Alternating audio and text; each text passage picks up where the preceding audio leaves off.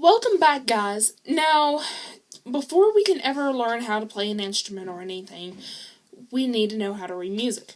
So that's basically the first thing I really want to get into. According to Webster, music is the art of combining sound or sequence of notes into harmonious patterns pleasing to the ear or satisfying the emotions. This definition I really like because it doesn't just explain you have to have instruments or your voice. It means everything around you, from the patter of the street to a sound of a creek with birds roaming around it and singing their song. Music is sound. And how that sound works is by waves. Wavelengths, you might have heard that in algebra, and that's basically how sound works. Going back to my music theory book, you can see these waves. You see these long waves and these fast waves. The slower the wave, the deeper the sound. And the faster the wave, the higher the sound. So, tuba has that long, wavy sound, and then a piccolo, which is a smaller baby flute, basically, is notes that go, it's waves that don't go extraordinarily fast. And that goes with every note.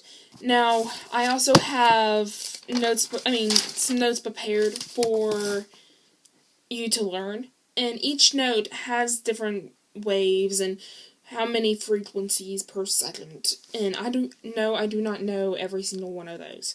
So, because I tune by ear, I've been trained, so on and so forth.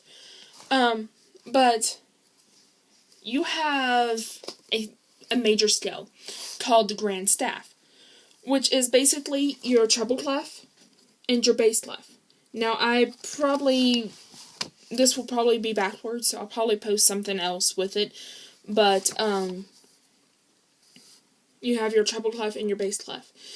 Now, I can read treble clef a whole lot better than I can read bass clef, but in treble, you, from going bottom to top, you learn face in the spaces, which is easy to remember. And then on the lines, you remember E, G, B, D, F, which is every good boy does fine. And I'll also have all this stuff written out for you at the end in the show, so you can screenshot if you can, or write this down, please. Now, for your bass clef, you have this little symbol, and in the spaces you have A, C, E, G, which is all cows eat grass. On the lines, you have great big dummies flunk algebra. I don't really do bass clef, treble clef's my thing. Now, before we get into time signatures or key signatures, you need to know note values. So, over here, you have a quarter note, a half note, poorly drawn half note, and a whole note. And a whole note can split into a half can split into a quarter, and then you can keep on going. I stopped at 16th notes, but a quarter goes into 8th notes, and then 8th notes goes into 16th notes. You see, it's kind of a tree thing. I didn't have enough room, and I just did not want to write out the rest. So, a whole into a half into a quarter into an eighth into a 16th, and you keep on going. A 16th can go into a 32nd or whatnot. For time signatures, there's the saying out in the music world that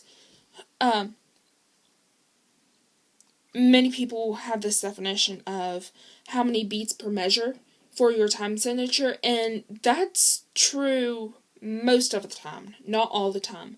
But here's my definition, which I've learned from one of the people that I want to come in and help me, is number of what type of note per measure. So if you see a 4/4 time signature, which looks like this,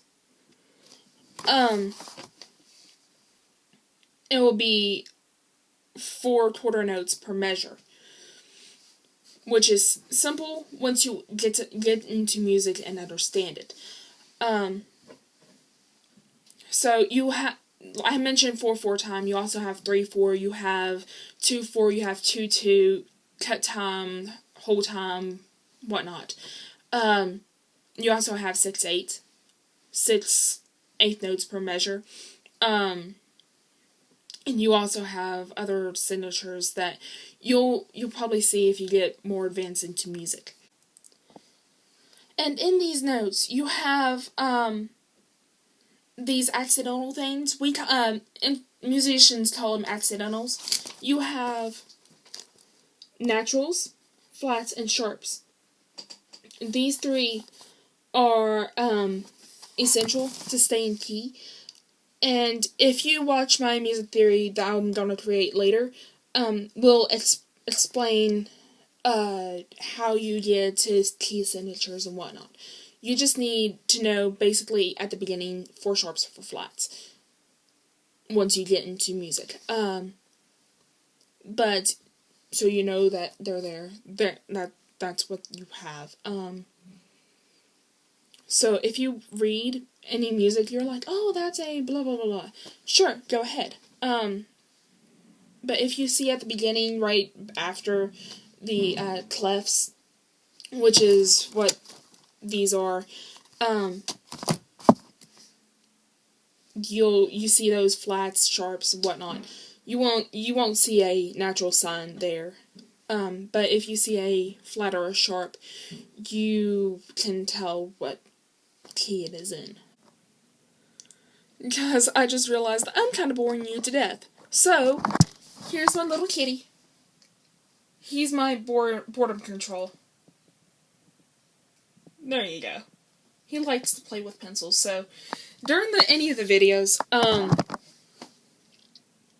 he may come in, and he likes pencils. He likes to chew them. He likes to play with them. He's halfway asleep now. Okay, guys, this is just about what I have left for you today. Next time I see you, I'm planning to do the history behind the flute and the structure of the flute. So if you like this video, subscribe, like, and comment down below, and let's play music.